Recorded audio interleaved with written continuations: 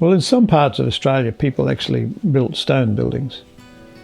In other parts of the country, that wasn't so because of the climate wasn't necessary.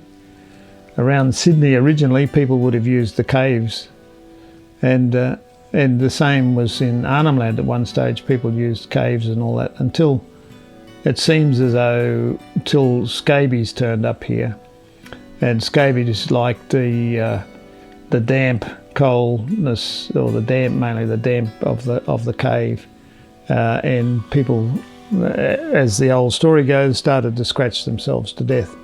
Then they moved out in traditional housing, what we call the gattawuro, which is the traditional framed house, which was very anti-scabies and antibacterial and so forth. So most of the housing was to provide shelter at the right time of the year, whether it be a windbreak or whatever, which was enough for people to survive in very effectively.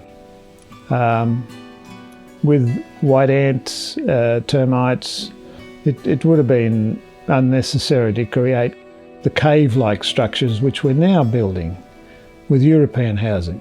And since that's happened, scabies and rheumatic heart disease and many other conditions now are way out of control. We have the highest levels of probably scabies and definitely rheumatic heart disease in the world, caused by scabies bites and people itching their skin.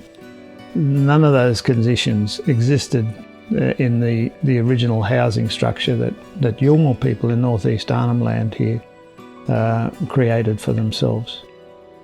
In some places, people lived almost, there's a group of swamp people around the 10 Canoes. People would have seen that film.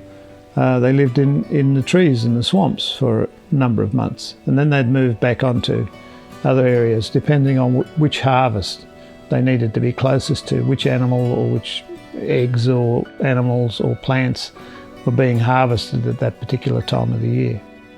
No, they didn't build a lot of central villages, and I think that's because they didn't have that beast of burden to be able to carry stuff from the production site back to the village.